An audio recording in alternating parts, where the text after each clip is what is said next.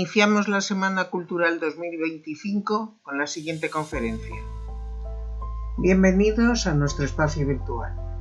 El área de Cultura, Deportes, Ocio y Tiempo Libre de Hermandades del Trabajo Centro de Madrid os ofrece, dentro de su programación del Aula Cultural, la conferencia presencial que tuvo lugar en su sede con el siguiente título: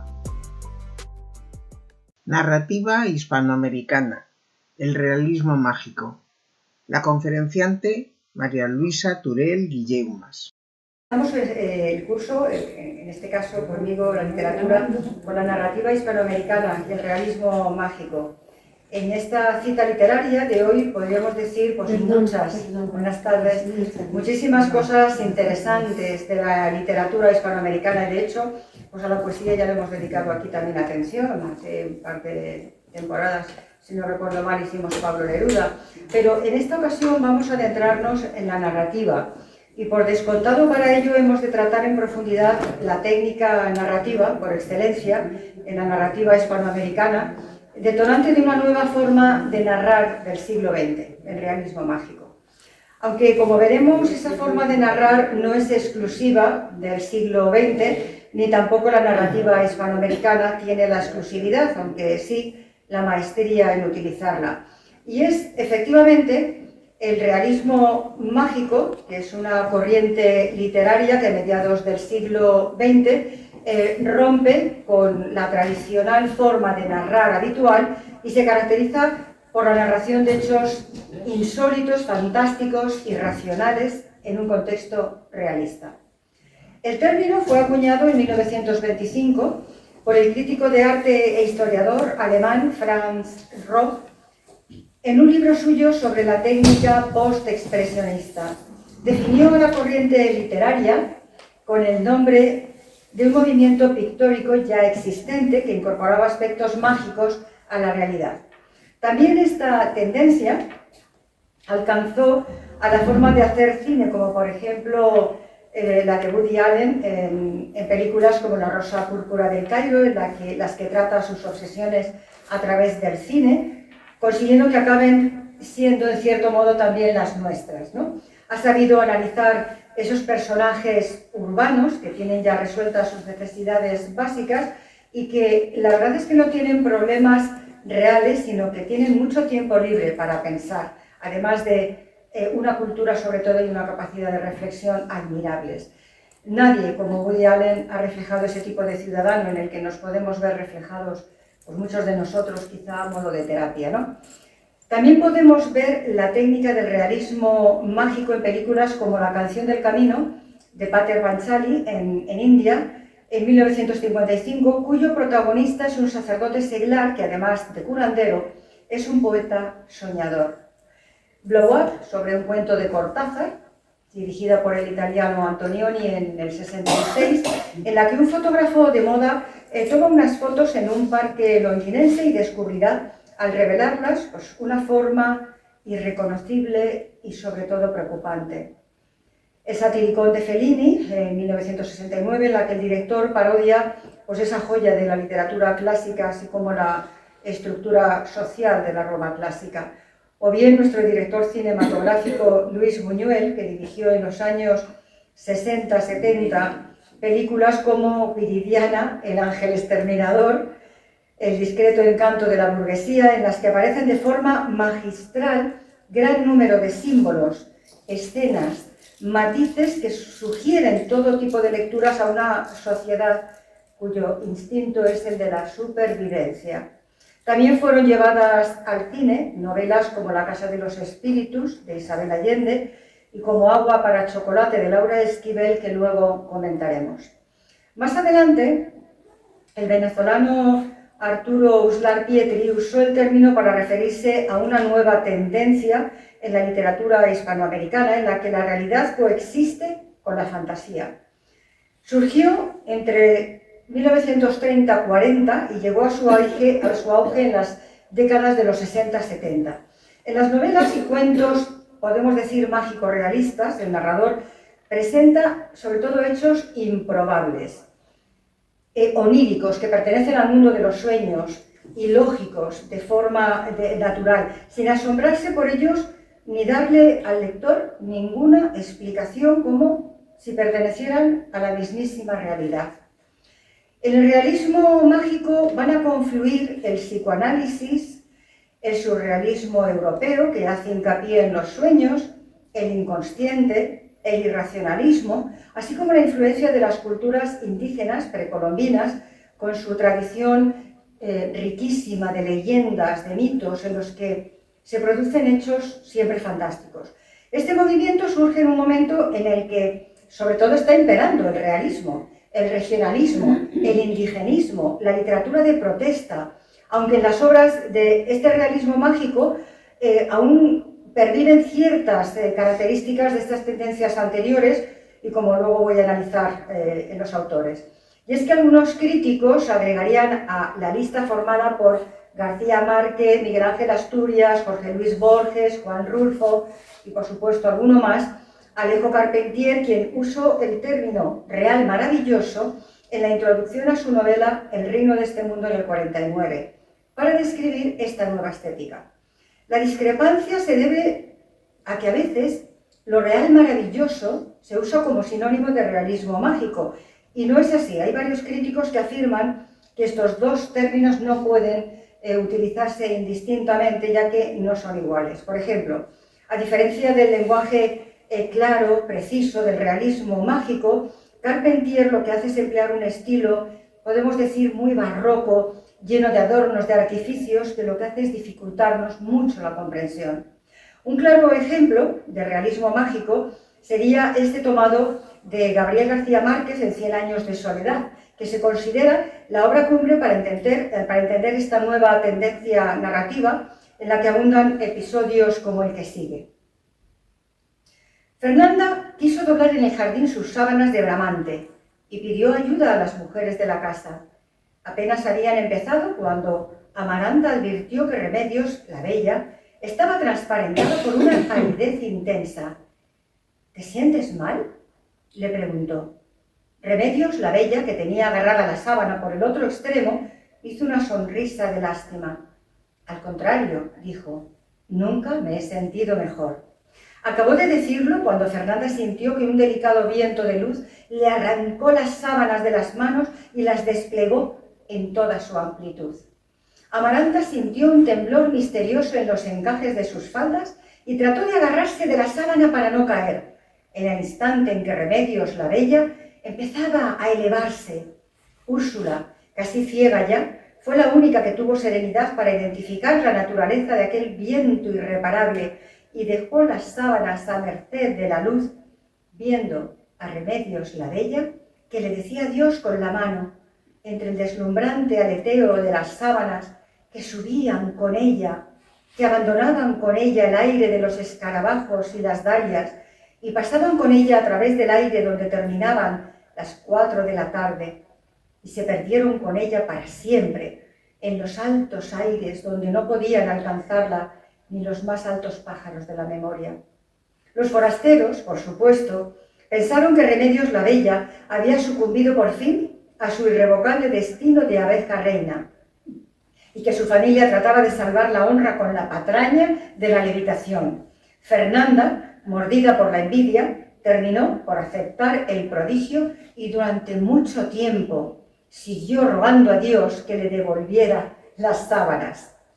Pues bien, como vemos, la verdad es que en el contenido encontramos elementos fantásticos, evidentemente mágicos, que son percibidos como si fueran normales por los personajes.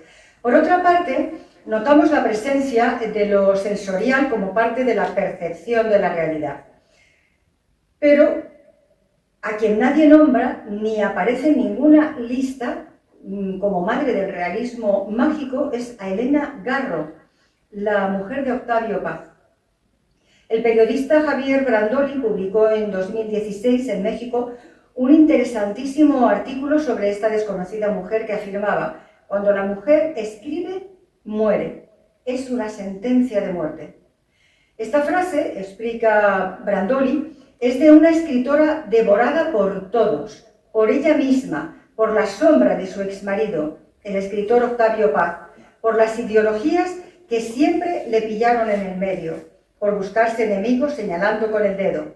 Y en todo ese proceso que fue su vida convertida en un libro sin tapas, creó literatura propia y hasta inventó o ayudó a inventarlo sin quererlo, un género que todos se disputan y del que ella renegaba como madre, el realismo mágico. Para Elena Garro el realismo mágico era una etiqueta mercantilista que la molestaba porque ella decía que no era más que la esencia de la cosmovisión indígena, por lo tanto, no era nada nuevo bajo el sol. Pues bien, la realidad es que una de las obras de Elena Garro, Los recuerdos del porvenir, que publicó en el 63, es hoy para algunos especialistas el pistoletazo de salida de este género que se ha adjudicado siempre como gran creador a García Márquez con sus 100 años de soledad en el 67. Al comienzo de esta obra de Elena Garro afirma Octavio Paz de ella: una de las creaciones más perfectas de la literatura hispanoamericana contemporánea. Y yo creo que no cabe duda. Escuchemos cómo empieza Los recuerdos del porvenir. Aquí estoy, sentado sobre esta piedra aparente. Solo mi memoria sabe lo que encierra.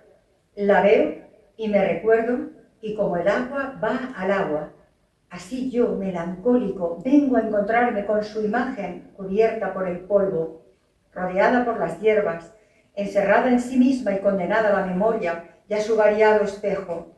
La veo, me veo y me transfiguro en multitud de colores y de tiempos. Estoy y estuve en muchos ojos. Yo solo soy memoria y la memoria que de mí se tenga. Desde esta altura me contemplo, grande, tendido en un valle seco. Me rodean unas montañas espinosas y unas llanuras amarillas pobladas de coyotes. Mis casas son bajas, pintadas de blanco, y sus tejados aparecen resecos por el sol o brillantes por el agua, según sea el tiempo de lluvias o de secas. Hay días como hoy en los que recordarme me da pena. Quisiera no tener memoria o convertirme en el piadoso polvo para escapar a la condena de mirarme. Bien, pues hay que aclarar que no es lo mismo hablar de fantasía, como he dicho antes, que de realismo mágico, porque una obra puede ser considerada realismo mágico y no por ello ser exclusivamente fantástica, sino contener solo elementos de una fantasía en una historia realista, donde dichos elementos son tomados, como he dicho antes, como naturales por los personajes. Nadie se extraña de ello. Es como si la frontera entre la realidad y la ficción estuviera difuminada, no estuviera clara, y se saltara de una a otra sin apenas darnos cuenta y sin saber dónde estamos en cada momento. Los textos que pertenecen al realismo mágico reúnen características comunes como estas. Tienen una temática con características realistas, pero con elementos irreales que tienen que ver con la memoria latinoamericana y la búsqueda de la identidad y la sensibilidad. Un espacio siempre particular, mínimo, donde se desarrollan todas las acciones en una atmósfera de intimidad donde se desenvuelven las figuras que dan vida a la historia. Personajes un poco locos, podríamos decir, con una visión casi onírica de la vida que pertenece a los sueños, que planifican y realizan viajes de tiempo, espacio, pero sin moverse del propio lugar. Pasan por estados de trance que les permiten vivir intensos acontecimientos políticos y sociales de la época. El tiempo se percibe distorsionado, es decir, que para que pueda repetirse el presente ha de ser similar al pasado, y los escenarios suelen estar relacionados con esa realidad latinoamericana, por lo que aparece la pobreza sobre todo y la marginación social. El realismo mágico fue pues esa respuesta ideal para los autores que, viviendo en países donde la dictadura y la censura pues corrompían todos los ámbitos de la sociedad, pudieran expresarse con fluidez, permitiendo explicar a través de esa fantasía aquellos elementos de la realidad que con las palabras exactas pues les hubieran condenado a muerte, así de claro. Al analizar cualquier obra perteneciente a este género, debemos tener muy presente que el objetivo fundamental del autor es conocer la verdad hasta dar con el origen de la vida, o comprender determinadas cuestiones que construyen esa vida. sus personajes o la sociedad a la que pertenecen. En esa búsqueda de la verdad aparecen siempre elementos sobrenaturales, porque la superstición, el paisaje de los sueños, la fantasía, forman parte de la realidad y enriquecen lo que es cotidiano. No se trata, en definitiva, de presentar la magia como si fuera real, sino de presentar la realidad como si fuera mágica. Las propiedades que surgen de esta realidad serían clarividencia, levitación, vidas largas al estilo bíblico, milagros, enfermedades mitad imaginarias y que encima se exageran, pero todo eso supone, sobre todo, fe. El hilo principal y lo más importante es lo realista, mientras que lo mágico no representa más que unos detalles de poca importancia. El mexicano Ángel Flores fue también uno de los primeros en llamar realismo mágico a este peculiar estilo. A finales de los años 60 el término empezó a embarcar a escritores de otros continentes. Poco a poco el realismo mágico fue ganando lugar en la conciencia literaria del mundo entero, hasta el punto de que será necesario mucho más que una corriente literaria vanguardista para sustituir el poder de esta original forma de narrar. No ha tenido sustituto ya nunca el realismo mágico. También este realismo mágico supera la imaginación de cualquier lector, sin desprenderlo de su propia cultura, de sus tradiciones, de todo aquello que adquirió en su educación o por herencia de los antepasados. Logró que la novela saltara por encima del muro que la historia novelística había construido sobre las lecturas y prejuicios de la gente, y disuadió a la novela de seguir ese mismo rumbo que estaba adquiriendo la novela, monótono, ese posmodernismo que no acababa de cuajar. Podemos analizar las causas principales que condujeron a la irrupción de este realismo mágico en el siglo XX, para que así podamos entender mejor la fuerza y durabilidad en el panorama no solo literario, sino cultural de América y Europa que tuvo. En primer lugar, la crisis de la religión. En el siglo de la velocidad, de los grandes descubrimientos técnicos, la humanidad dudaba de sus sentimientos ancestrales, empezando así a buscar algo nuevo, o por lo menos como a llenar esos huecos de los conocimientos sobre la creación del mundo que toda cultura ha tenido. El lector se había cansado, por otro lado, de introspecciones y luchas psicológicas de los personajes literarios. Se podía considerar que estaba listo pues, para una historia épica, rica sobre todo y llena de metáforas, de hipérboles, de sabiduría. Entonces los lectores querían regresar a aquellas historias de miles de años atrás, contadas de una forma nueva. Ese es el realismo mágico. Por otro lado, el posmodernismo no podía inventar más estructuras novedosas. Como he dicho, era ya un tema agotado. Sus frases llegaron a ser un montón de metáforas muertas. Lo que hace entonces el realismo mágico es llenar pues, ese abismo que había entre la vida y la creación literaria con un acontecimiento milagroso, inesperado y contado sobre todo de una forma cautivadora que prende al lector.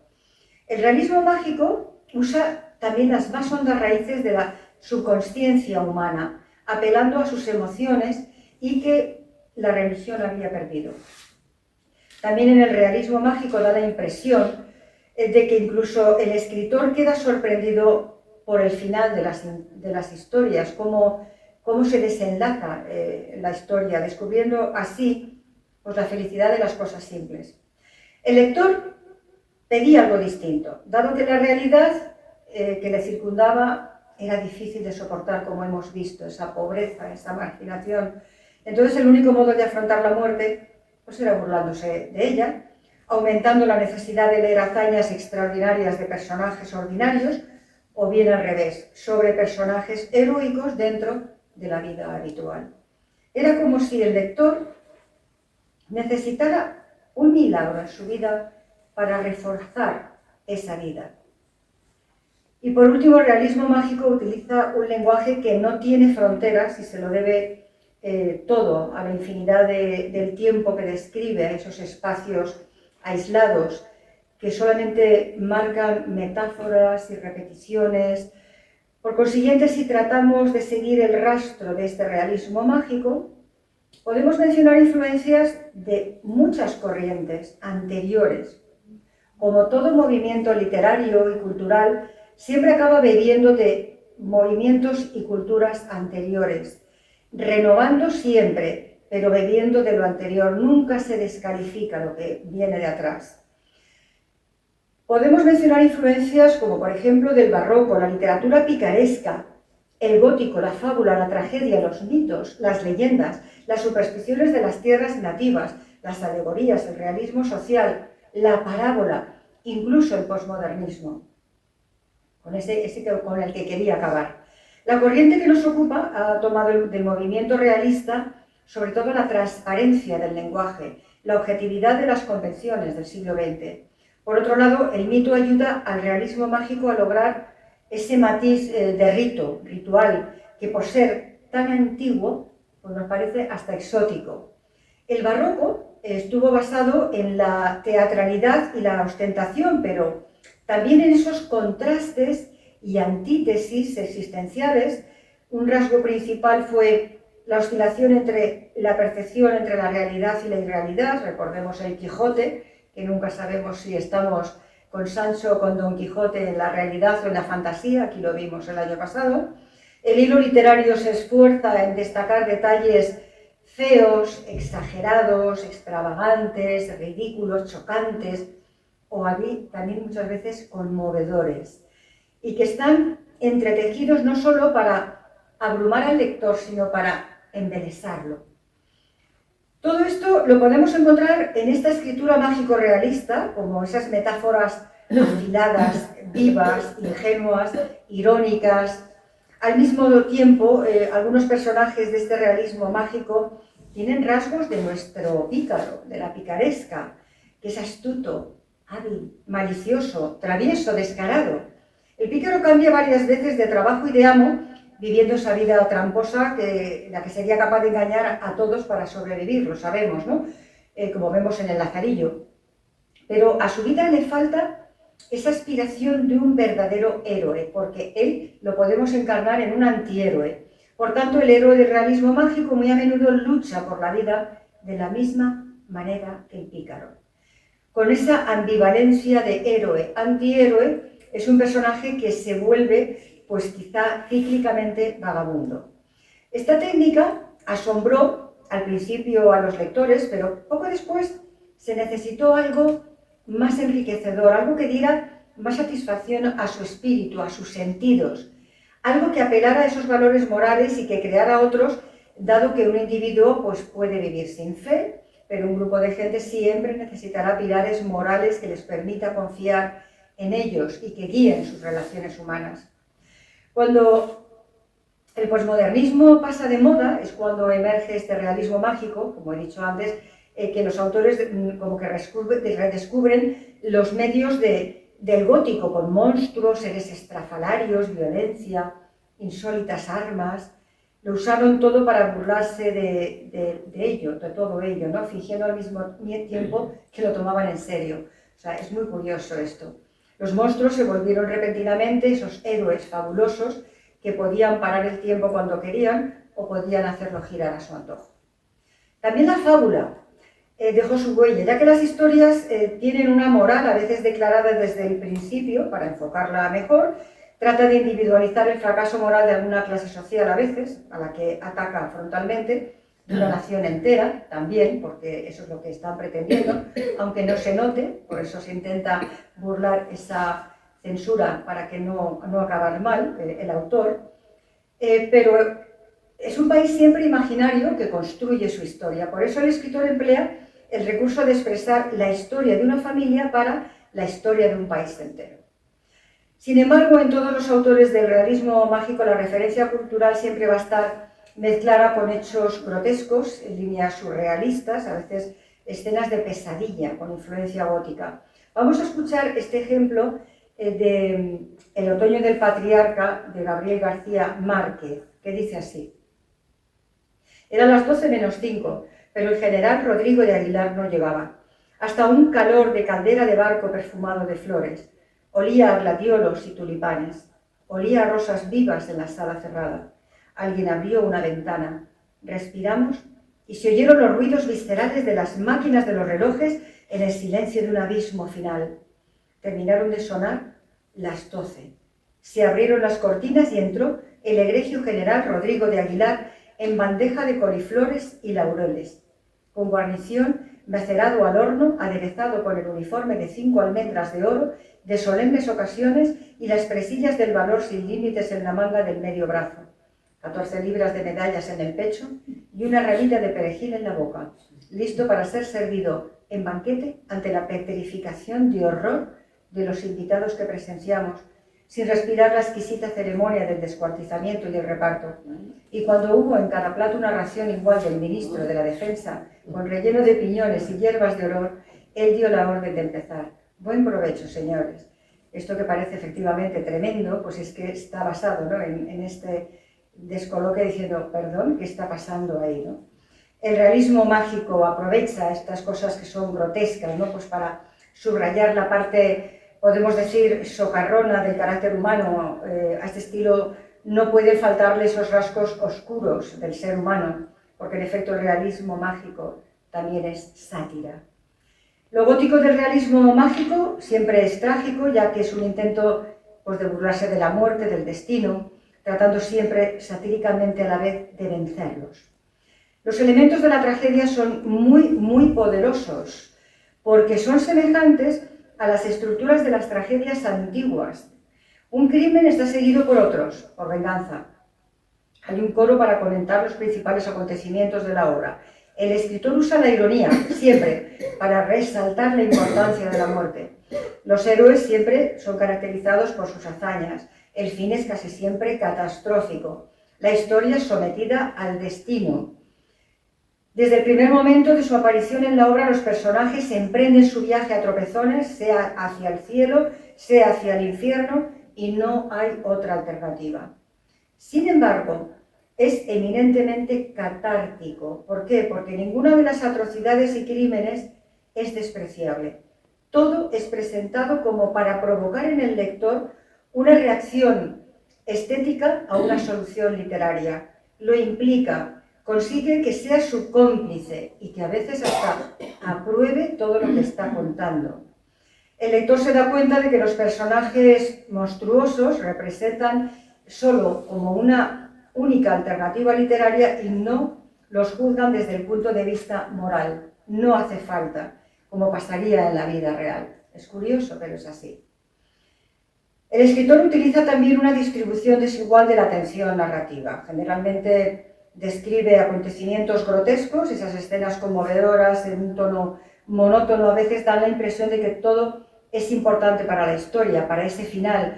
Cuando el narrador nos llama la atención sobre un elemento, lo que en efecto hace es distraer nuestra atención hacia otro elemento que es fantástico y hace el quiebro. Varias veces el narrador se pregunta a sí mismo si la acción de la cual él ha sido testigo sucedió de verdad.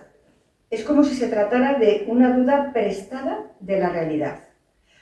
Otra cosa es la metáfora parcial del realismo mágico, que hace que el narrador haga caso omiso a la realidad, juegue con los acontecimientos, como por ejemplo la llaga del insomnio, que leemos en 100 años de soledad de Gabriel García Márquez.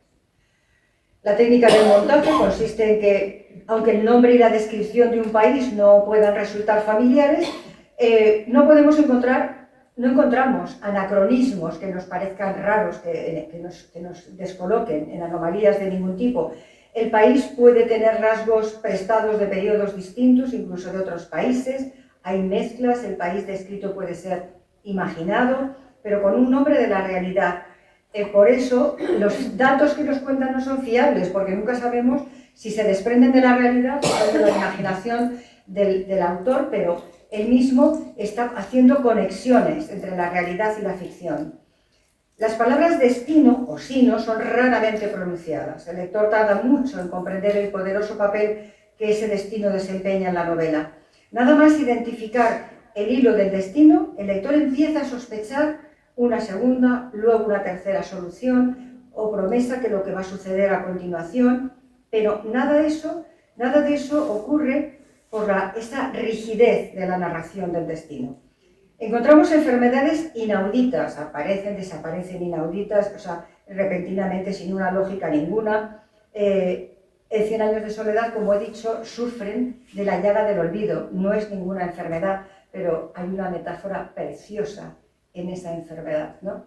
Que no sabemos si es física o psíquica. El tema de la soledad del dictador se entreteje con el tema del rencor, de la maldad, tan arraigado en la sociedad de ese momento, que muestra muchas facetas con significados diferentes y que resulta ser tanto a veces como una ilusión cómica o a veces es verdaderamente espeluznante. Estos temas engendran otros, venganza, paternidad desconocida, etc., pero solo las temáticas no hacen el estilo. Es preciso el talento del escritor, la intuición del lector para que juntos creen ese realismo mágico, el más mágico de todos los estilos literarios. En definitiva, el realismo mágico es como una especie de crónica en la que confluyen los más fantásticos detalles y milagros hechos por personajes, con dones, poderes estrafalarios que describen hazañas, con una épica acelerada, grotesco, metáforas, hipérboles, lenguaje poético, todo está amalgamado. Vamos a comprobar todo esto en autores y obras concretas. En Como agua para chocolate, como he comentado antes de Laura Esquivel, es una novela de esta autora mexicana, preciosa novela si no la habéis leído, por supuesto también está en película, en cine, que refleja el realismo mágico a lo largo de su trama. Tiene como contexto histórico la época revolucionaria y pretendiendo ser simplemente un recetario, acaba siendo la historia de un amor que se ve imposibilitado por las creencias y costumbres de la época y del lugar. El sentir y el pensamiento latinoamericano se plasman de manera notoria cuando a Tita, el personaje principal, se le impide contraer matrimonio, ya que por ser la menor tiene la responsabilidad de cuidar de su madre hasta que se muera. Dicha creencia, una costumbre popular, pues era frecuentemente seguida al pie de la letra en determinados países de Latinoamérica. Escuchemos las reflexiones de Tita al respecto, que son escalofriantes. Tú no pides nada y se acabó. Nunca. Por generaciones nadie en mi familia ha protestado ante esta costumbre y no va a ser una de mis hijas quien lo haga. Tita bajó la cabeza y con la misma fuerza con que sus lágrimas cayeron sobre la mesa, así cayó sobre ella su destino. Y desde ese momento supieron ella y la mesa que no podían modificar ni tantito la dirección de estas fuerzas desconocidas que las obligaban a la una a compartir con Tita su sino, recibiendo sus amargas lágrimas desde el momento en que nació, y a la otra a asumir esta absurda determinación. Sin embargo, Tita no estaba conforme. Una gran cantidad de dudas e inquietudes acudían a su mente. Por ejemplo, le agradaría tener conocimiento de quién había iniciado esta tradición familiar. Sería bueno hacerle saber a esta ingeniosa persona que en su perfecto plan para asegurar la vejez de las mujeres había una ligera falla. Si Tita no podía casarse ni tener hijos, ¿quién la cuidaría entonces al llegar a la senectud? ¿Cuál era la solución acertada en estos casos? ¿O es que no se esperaba que las hijas que se quedaban a cuidar a sus madres sobrevivieran mucho tiempo después del fallecimiento de sus progenitoras? ¿Y dónde se quedaban las mujeres que se casaban y no podían tener hijos? ¿Quién se encargaría de atenderlas? Es más, quería saber cuáles fueron las investigaciones que se llevaron a cabo para concluir que la hija menor era la más indicada para velar por su madre y no la hija mayor. ¿Se había tomado alguna vez en cuenta la opinión de las hijas afectadas? ¿Le estaba permitido al menos, si es que no se podía casar, conocer el amor? Tremendo, ¿no? Tremendas reflexiones, pero clarísimas.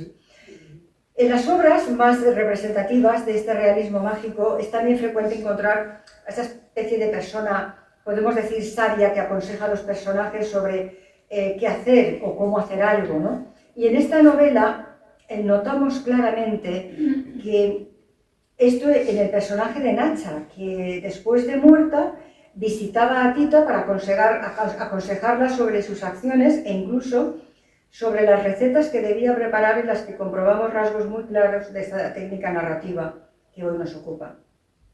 Por ejemplo, cuando una lágrima de Tita es derramada sobre el pastel de bodas, cuando los están comiendo, todos los invitados lloran.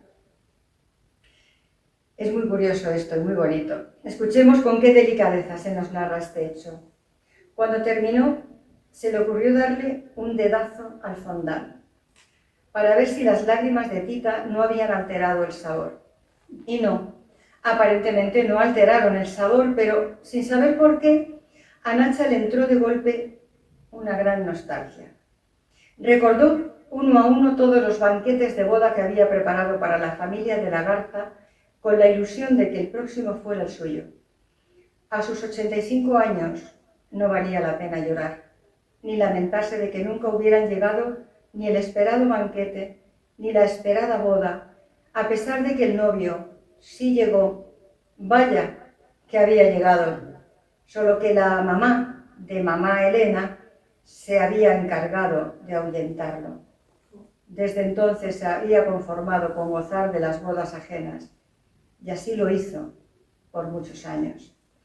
Y más adelante nos dice: sus pensamientos la tenían tan ensimismada que no le permitieron observar que algo raro sucedía a su alrededor. Una inmensa nostalgia se adueñaba de todos los presentes en cuanto le daban el primer bocado al pastel. Inclusive Pedro, siempre tan propio, hacía un esfuerzo tremendo por contener las lágrimas. Y mamá Elena, que ni cuando su esposo murió había derramado una infeliz lágrima, lloraba silenciosamente. Y eso no fue todo. El llanto fue el primer síntoma de una intoxicación rara que tenía algo que ver con una gran melancolía y frustración, que hizo presa de todos los invitados y los hizo terminar en el patio, los corrales y los baños, añorando cada uno al amor de su vida. Pues bien, también cuando Tita cocina un platillo con las rosas que Pedro le había regalado con mucho amor, y como consecuencia, después de comerlo, todos estaban muy románticos. Por último, podemos encontrarlo en la analogía que se hace de las cerillas y el amor, argumentando que ambos deben encenderse uno a uno, uno por uno, ya que una fuerte emoción podría causar un desastre. Parece lógico, pero lo irreal lo encontramos cuando al final de la historia Tita y Pedro, en su encuentro amoroso, se incendian, causando la muerte de Pedro y el suicidio de Tita. Terminamos como agua para chocolate con este bello texto lleno, desde mi punto de vista, un bello texto lleno de lirismo, además de ciertos toques de este curioso realismo mágico. Las voces se hacían cada vez menos perceptibles, pues eran apagadas por el ruido que hacían los zapatos al pisar las hojas secas. Fue extraño que Nacha, que para entonces estaba más sorda, dijera haber escuchado la conversación. Tita igual le agradeció que se lo hubiera contado, pero esto no modificó la actitud de frío respeto que desde entonces tomó para con Pedro. Dicen que el sordo no oye, pero compone.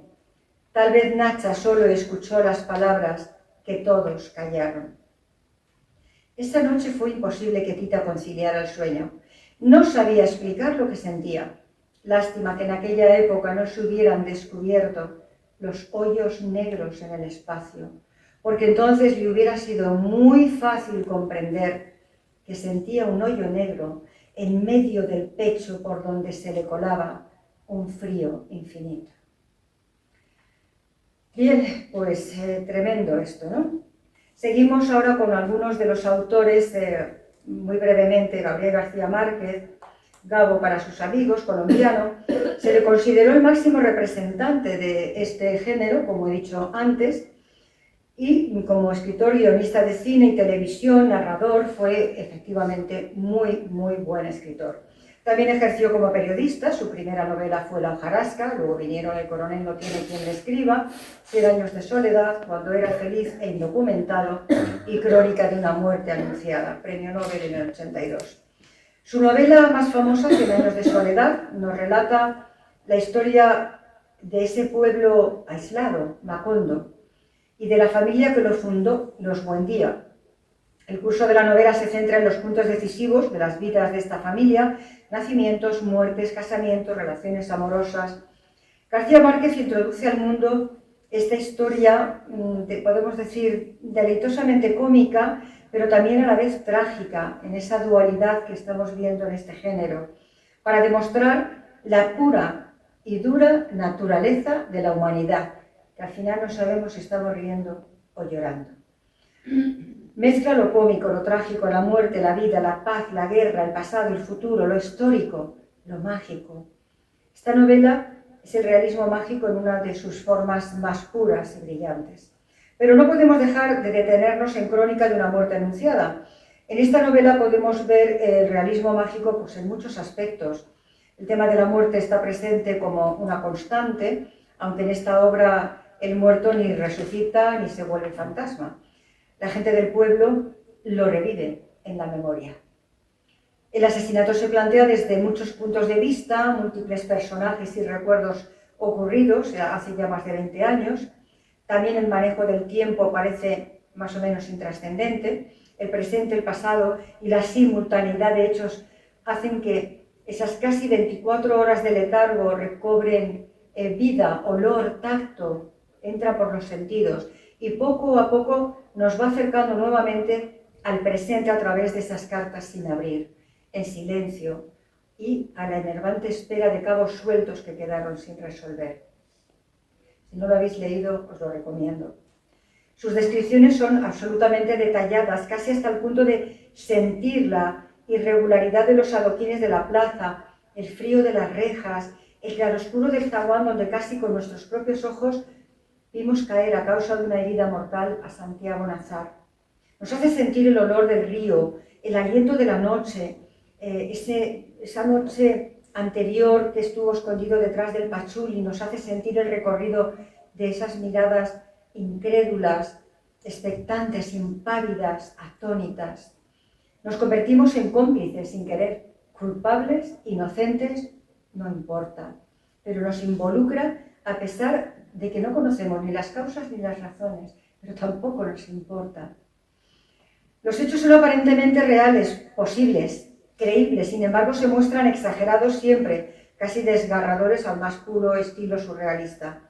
Extrae, sin lugar a duda, rasgos de un pueblo casi olvidado, a las orillas de un río, nos habla del mestizaje de la cultura, importante, de la diversidad de razas, importantísimo también, de esas diferencias de clase, ni qué decir tiene, que es lo que está preocupando en ese momento, y de esos estereotipos sociales de los que no se están pudiendo desprender. El autor utiliza unas técnicas narrativas muy curiosas para crear ese ambiente de suspense que estoy diciendo. En la novela se interpretan los hechos en un orden que no es cronológico, no podemos seguirlo con un orden, es caótico. Relatos narrativos y subjetivos, imaginación, con la intención de quien lo cuenta y escribe, pero nosotros tenemos que ir sumándonos a lo que nos dice. Sin embargo, los recuerdos que permanecen en la memoria se van desvaneciendo con el tiempo e inventando otros recuerdos que nunca se sabe si existieron o no, pero se pueden oler, sentir, tocar, vivir. García Márquez te lleva de la mano por esas calles empedradas, te hace sentir el sol que cruza las rendijas que se cerraron para darle esa punzada fatal a esa víctima ya anunciada. Desde el primer momento atrapa la curiosidad morbosa del lector, lo involucra haciéndole cómplice de un acto que sin la ayuda del lector tal vez no se hubiera cometido. Pero lo interesante de la crónica es dejar al lector que elija y que decida. Le da pautas para conjeturar, no dejándole en bandeja el desenlace, silenciando la posibilidad de saber la verdad, dejando evidencias de culpabilidad, pero a la vez sugiere la posibilidad de la inocencia. Todo eso es el juego que nos propone al lector. Escuchemos un momento clave de esa muerte anunciada y donde apreciamos también esos aspectos descriptivos que nos llegan por los sentidos, como he dicho. Habían dado las 6 y aún seguían encendidas las luces públicas. En las ramas de los almendros y en algunos balcones estaban todavía las guirnaldas de colores de la boda, y hubiera podido pensarse que acababan de colgarlas en honor del obispo. Pero la plaza, cubierta de baldosas hasta el atrio de la iglesia, donde estaba el tablado de los músicos, parecía un muladar de botellas vacías y toda clase de desperdicios de la parranda pública. Cuando Santiago Nassar salió de su casa, varias personas corrían hacia el puerto apremiadas por los bramidos del buque. El único lugar abierto en la plaza era una tienda de leche a un costado de la iglesia, donde estaban los dos hombres que esperaban a Santiago Nassar para matarlo. Clotilde Armenta, la dueña del negocio, fue la primera que lo vio en el resplandor del alba y tuvo la impresión de que estaba vestido de aluminio. Ya parecía un fantasma, me dijo.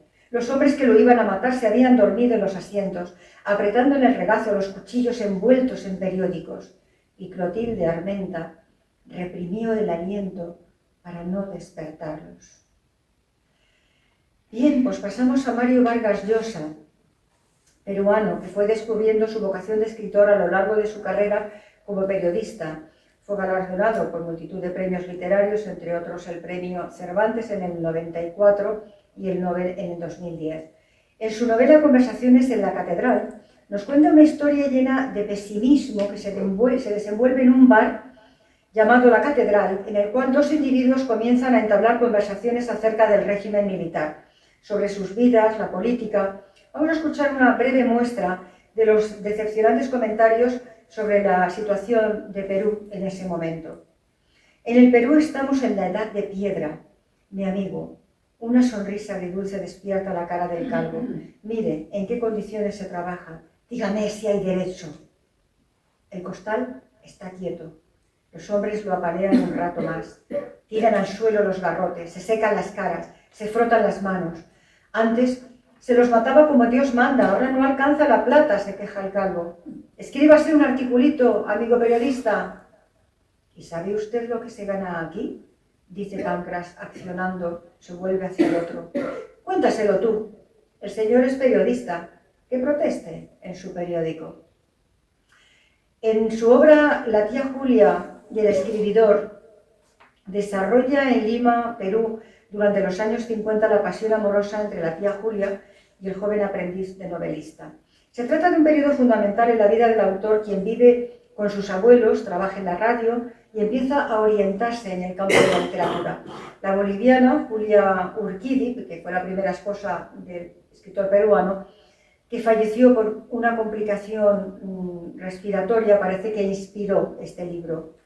Es una obra emblemática de la llamada metaficción, aquella ficción que trata sobre la propia ficción. Es la ficción dentro de la misma ficción y que reflexiona sobre su forma de construirla jugando con ello. Escuchemos un fragmento. En este tiempo remoto, yo era muy joven y vivía con mis abuelos en una quinta de paredes blancas de la calle Ocharán en Miraflores. Estudiaba en San Marcos Derecho, creo, resignado a ganarme más tarde la vida con una profesión liberal, aunque en el fondo me hubiera gustado más llegar a ser un escritor. Tenía un trabajo de título pomposo, sueldo modesto, apropiaciones ilícitas y horario elástico. Director de informaciones de Radio Panamericana. Consistía en recortar las noticias interesantes que aparecían en los diarios y maquillarlas un poco para que se leyeran en los boletines. La redacción, a mis órdenes, era un muchacho de pelos engomados y amante de las catástrofes llamado Pascual. Pasamos a Isabel Allende, escritora, dramaturga chilena. Colaboró con revistas infantiles con cuentos y trabajó en 2 canales de televisión chilenos. Su primera novela, La casa de los espíritus, que seguramente a lo mejor alguno habéis leído, fue adaptada también al cine y al teatro también. Esta novela da mucha importancia a la mujer y cuenta la historia de una familia chilena llamada Trueba, en la que uno de sus miembros era un completo déspota. Este construye todo una especie de imperio que con el paso de los años se va desvaneciendo. La consecuencia es la desintegración de la familia, viéndose involucrados algunos de sus miembros en unas difíciles situaciones. La trayectoria de los diversos personajes, cuyas peripecias abarcan pues casi durante un siglo entero, acaba configurando pues, una especie de parábola que traspasa en la geografía, donde se inscribe la acción, simboliza el destino de toda Latinoamérica. Aquí tenemos un divertido fragmento que nos muestra unas significativas reflexiones en favor de la liberación de la mujer. Una barra del corsé de Nívea se quebró y la punta se le clavó entre las costillas. Sintió que se ahogaba dentro del vestido de terciopelo azul, el cuello de encaje demasiado alto, las mangas muy estrechas, la cintura tan ajustada que cuando se soltaba la faja pasaba media hora con retortijones de barriga hasta que las tripas se le acomodaban en su posición normal. Lo habían discutido a menudo con sus amigas sufragistas y habían llegado a la conclusión que mientras las mujeres no se cortaran las faldas y el pelo y no se quitaran los refajos, daba igual que pudieran estudiar medicina o tuvieran derecho a voto, porque de ningún modo tendrían ánimo para hacerlo, pero ella misma no tenía valor para ser de las primeras en abandonar la moda. Jorge Luis Borges, escritor argentino, y este año estamos celebrando el 24, ya queda poco del año, celebrando su 125 aniversario de nacimiento. Pues una de las glorias de las letras latinoamericanas del siglo XX, conocido especialmente por sus cuentos, ensayos de crítica literaria, obra poética, también dio conferencias, colaboró en diversas revistas, siendo fundador de algunas de ellas. Su ceguera, desarrollada al igual que su padre durante la edad adulta, pero que era progresiva y no tenía solución, influyó mucho en su escritura posterior. También fue galardonado con numerosos premios literarios, algunos de sus relatos, el Aleph, Cuaderno San Martín, La muerte y la brújula, El tamaño de mi esperanza, La moneda de hierro, El libro de arena y un sinfín de relatos. Sus temas son la identidad humana, el destino del hombre, su posible falta de libertad, el paso del tiempo, la eternidad, lo infinito. En los relatos de Borges el mundo se presenta como un laberinto entre lo real y lo ficticio, y en su estilo nos muestra constantemente una fina ironía, frases lentas, serenas, insólitas asociaciones de palabras, unas metáforas absolutamente sorprendentes. Podríamos documentar con bellísimos textos a este autor, pero en este caso es imprescindible conocer la calidad de sus reflexiones. Solamente voy a leer pues, 3 pensamientos suyos a modo de ejemplo que nos pueden servir para conocerlo un poquito mejor. Nos dice Borges: al cabo de los años he observado que la belleza, como la felicidad, es frecuente. No pasa un día en que no estemos un instante en el paraíso.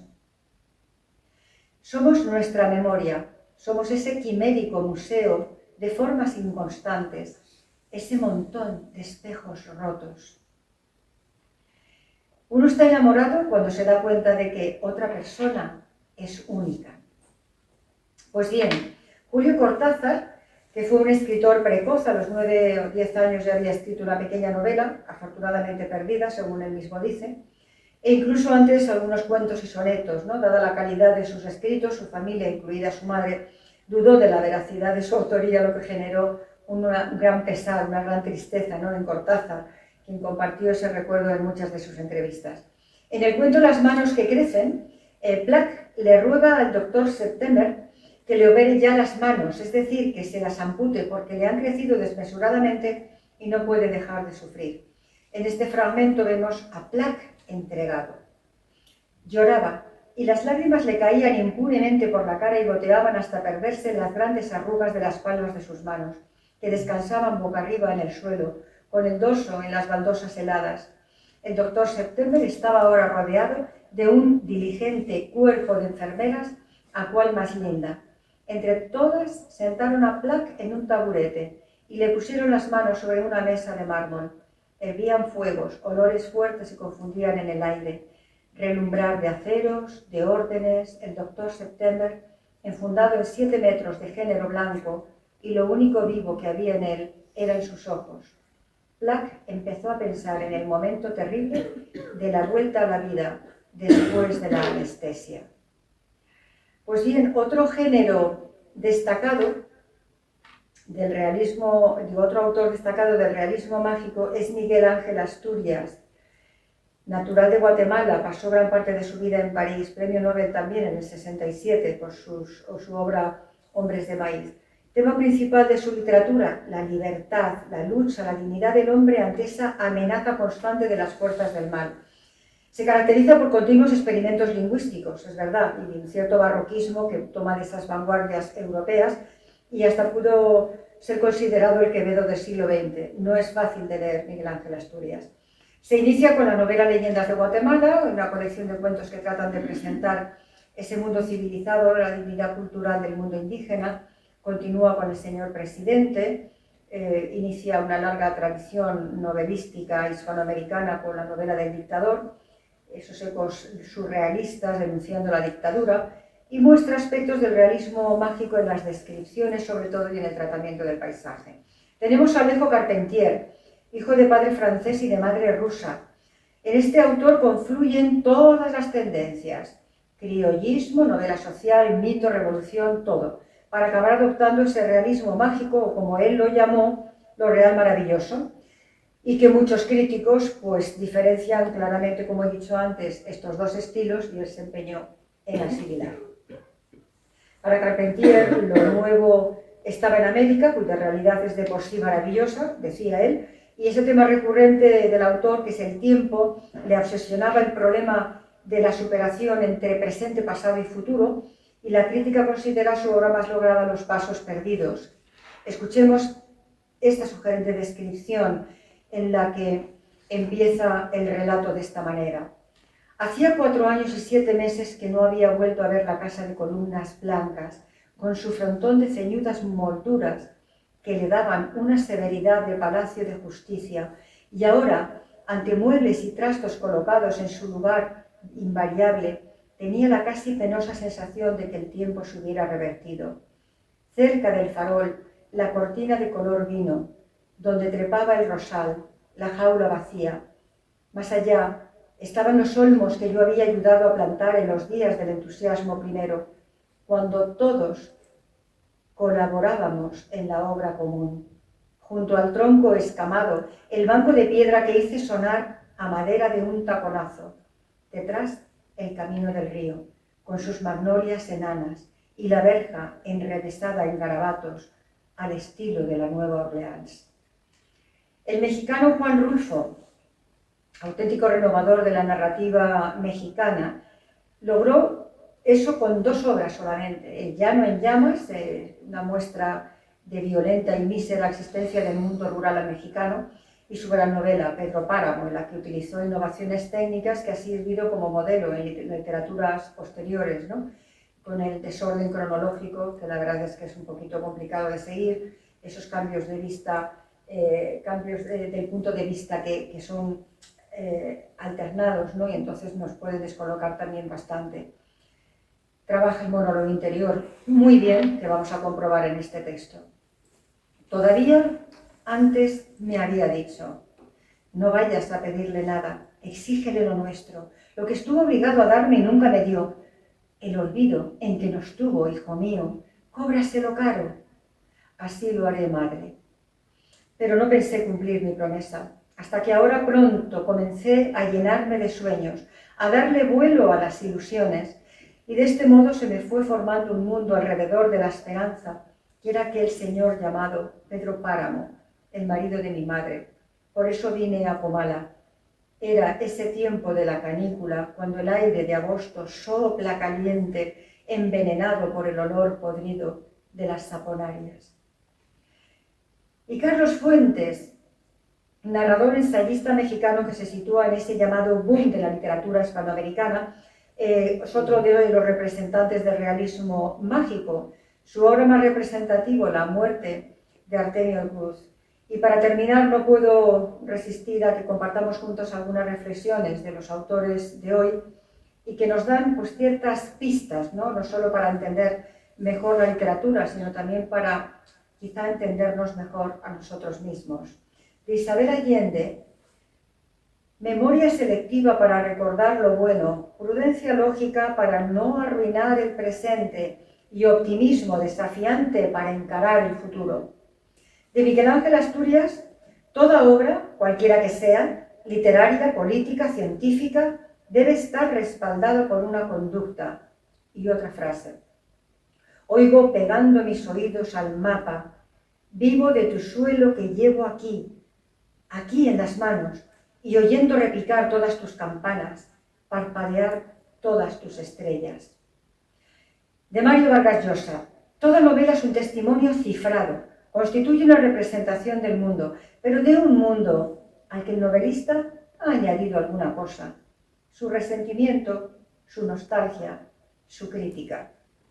De Carlos Fuentes. Toda gran obra literaria nos propone la salvación mínima de la palabra. Toda gran obra literaria nos propone imaginar. Tenemos un pasado que debemos recordar. Tenemos un porvenir que podemos desear. De Gabriel García Márquez. Ha sido una rara experiencia creativa que merece ser explicada, aunque sea para que los niños que quieren ser escritores, cuando sean grandes, sepan desde ahora qué insaciable y abrasivo es el vicio de escribir. Y también nos dice, la vida no es la que uno vivió, sino la que uno recuerda y cómo la recuerda para contarla. Y bueno, de gran poeta Pablo Neruda, que ya vimos ampliamente en su día, aunque no pertenece al realismo mágico, no puedo resistirme a disfrutar de esta magia de sus palabras. Algún día, en cualquier parte, en cualquier lugar, indefectiblemente te encontrarás a ti mismo. Y esa, solo esa, puede ser la más feliz o la más amarga de tus horas. Muchas gracias.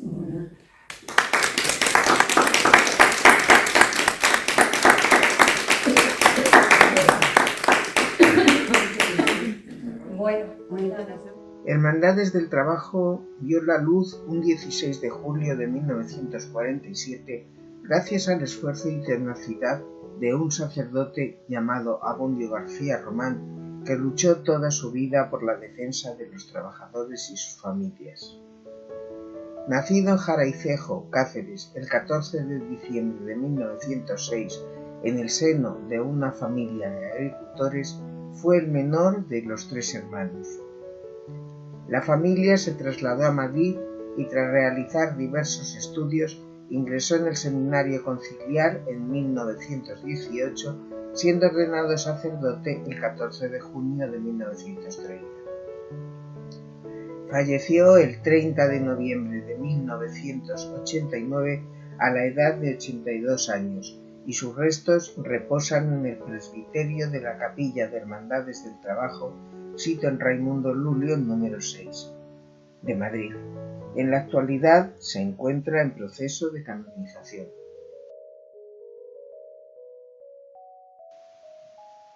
A continuación te dejamos todos los datos necesarios para que encuentres más información sobre nosotros.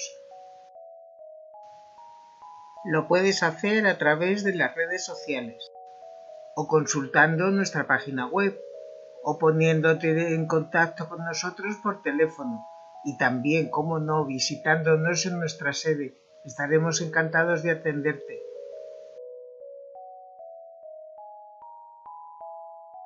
Y sobre todo, no se te olvide, si te ha gustado lo que has visto, compártelo.